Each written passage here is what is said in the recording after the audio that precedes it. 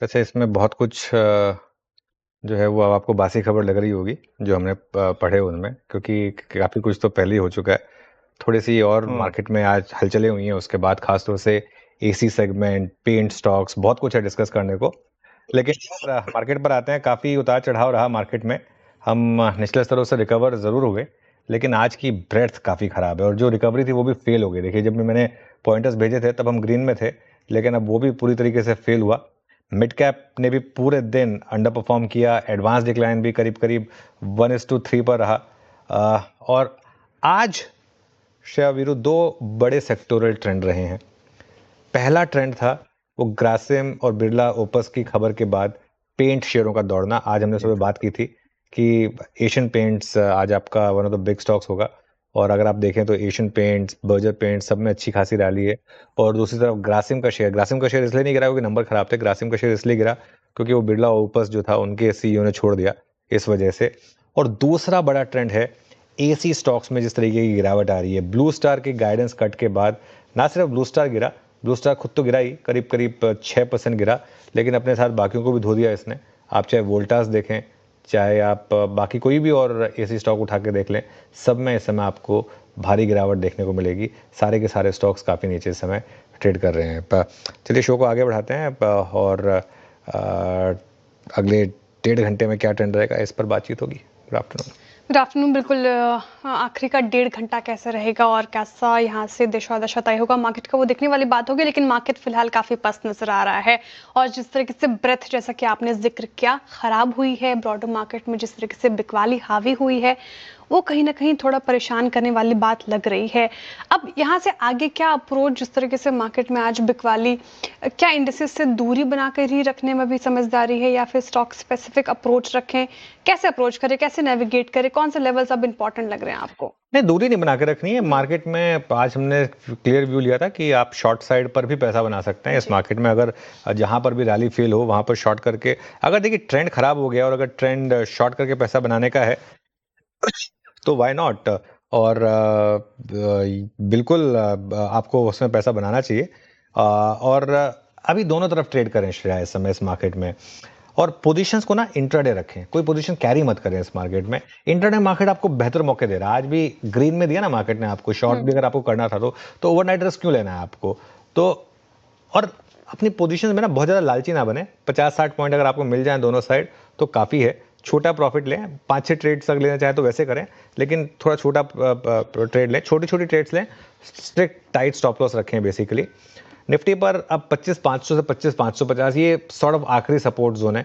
इसके नीचे फिसला तो ट्रेंड काफ़ी खराब हो जाएगा और ऊपरी लेवल पर 25,650 से 25,700 यहाँ रेजिस्टेंस मिलेगी। बैंक निफ्टी में 57,500 पर सपोर्ट है और 58,000 पर रेजिस्टेंस है। आई थिंक अब एक वेल डॉक्यूमेंटेड लेवल्स हैं ये दोनों के दोनों।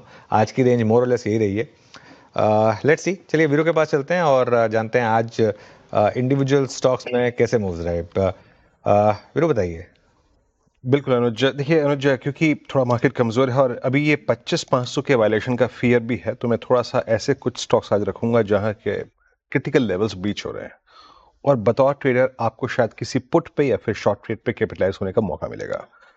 पहला स्टॉक लेके आइए, दैट्स इटर्नल। स्क्रीन पे आई मीन शॉर्टिंग, और शॉर्टिंग के बाद अपने सबसे जो इसके करियर का सेकंड सबसे स्ट्रॉन्गेस्ट फेज था, उसमें पहली बार ये 50 डेमा वायलेट कर रहा है और चढ़ते हुए क्रम में जिस प्रकार की लॉन्ग्स कैपिटलाइज हुआ करती थी, इस बार की अनवाइंडिंग के एक फेज के बाद अब शॉर्टिंग हो रही है।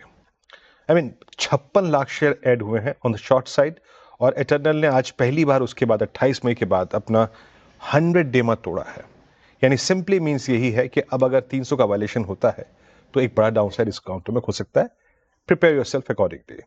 और बड़ी शॉर्टिंग हुई है और वो लेवल जिसके ऊपर कवरिंग आ सकती है, दैट्स 314। उसके बाद लेके आइए प्लीज स्क्रीन पे, अभी आपने एसी का जिक्र किया ही, मैं वोल्टास को देख रहा था अनुज। ह्यूज शॉर्टिंग 1292 और सारे एवरेजेस के क्लस्टर को तोड़ा इसने।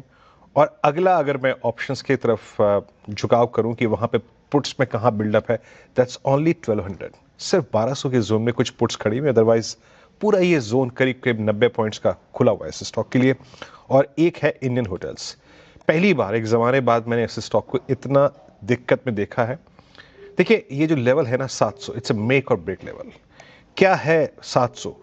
7 मई 2000 नहीं 11 नवंबर 2024 को इसमें एक ब्रेकआउट आया था और उस ब्रेकआउट के बाद ये स्टॉक 700 से लेके करीब करीब 900 तक का मूव देके आया था, लेकिन आज शॉर्ट हुई है, काफी शॉर्टिंग हुई है और मल्टी मंथ बेस टूटने को है और वो बेस टूटेगा 705 700 के जोन के नीचे। तो 3 अगर आप देखें तो यहाँ पे सबसे वीकेस्ट कैंडिडेट। पर अनुज, ये वोल्टास को देखकर क्या पूछूं मैं अपना प्रश्न, ये एसी को भी ठंड लग गई है क्या? आई मीन लग क्या रहा है ये सेगमेंट, वाइट गुड सेगमेंट, इतना बड़ा क्रैक, ऐसे ऐसे वाइल्ड डाउन स्विंग्स, लग क्या रहा है मुझे? देखिए वीरू, एक चीज मैं आपको बता दूं, ना सिर्फ वोल्टास बल्कि पिछले कुछ दिनों से अगर आप चाहे पीजी इलेक्ट्रोप्लास्ट का शेयर देखें, चाहे आप एम्बर एंटरप्राइजेस का शेयर देखें, चाहे आप कोई भी शेयर उठा के देख लें, एक चीज़ क्लियर थी कि मार्केट सेंस कर रही है कि इस स्पेस में रिवाइवल नहीं है अभी। और मैं एक चीज़ बताऊं आपको, ये शायद एक और रीज़न है, अब अर्निंग सीजन का जो सबसे लास्ट वाला हाफ है ना वो बचा है और इसमें नॉर्मली यही कंपनियां आकर डिसअपॉइंट करती हैं, सारी की सारी। पिछले क्वार्टर में भी सारा का सारा मूड माहौल इन्हीं कंपनियों ने ख़राब किया था आकर। सब कुछ अच्छा चल रहा होता है लेकिन फिर एंड में ये कंपनियां आती हैं और नंबर्स ऐसे, और इनकी गलती नहीं है, वो जब इकोनॉमी में उस तरीके के अभी वो एक रिकवरी में टाइम लग रहा है तो वो भी क्या कर सकती हैं। लेकिन बिल्कुल ये पॉकेट जो है इसमें बॉटम ढूंढने की गलती बिल्कुल मत करिए। यहाँ पर मुझे लग रहा है कि जब तक कंपनियां खुद आकर ना बोलें कि हमें ग्रीन शूट दिख रहे हैं, अभी तो कंपनियां ये भी कह रही हैं कि नंबर तो खराब हैं ही, वो गाइडेंस भी कट कर रही हैं, उनको कोई विजिबिलिटी भी नहीं है, तो क्यों जाना है यहाँ पर, इस सेक्टर को अकेला छोड़ दें। बल्कि इस सेक्टर में तो मैं तो कह रहा हूँ कि जहाँ भी रैली मिले आपको और रैली जहाँ फील हो वहाँ शॉर्ट भी करें।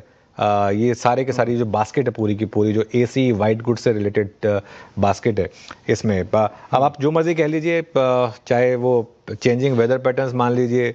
अब मुंबई में नवंबर में बारिश हो रही है, मैं तो कभी ज़िंदगी में नहीं सोचा था कि नवंबर में मुंबई में बारिश होगी, तो अब क्या ही कह सकते हैं ना। तो इसके लिए अभी इन कंपनियों से मेरे ख्याल से दूर रहें तो वो शायद बेटर रहेगा। चलिए श्रेया, शो को आगे बढ़ाते हैं। बिल्कुल। दो बड़ी थीम्स जो आप डिस्कस कर रहे थे, एक तो अभी एसी का जिक्र किया वीरेंद्र जी ने, सवाल मेरा उस पर ही था, लेकिन एक और जो बड़ी थीम आपने सुबह भी बताई, पेंट सेक्टर जिस तरीके से दौड़ा है, अब यहाँ से क्या अप्रोच होनी चाहिए, या आप और अपसाइड देख रहे हैं यहाँ पर, ऐसे मूवमेंट्स आगे भी इंटैक्ट रहने की संभावनाएं हैं? देखिए, पिछले क्वार्टर के बाद एक व्यू हमने एशियन पेंट पर लिया था कि यहाँ पर अब वर्स्ट इज ओवर, 2200 के भाव में और मंदी नहीं है।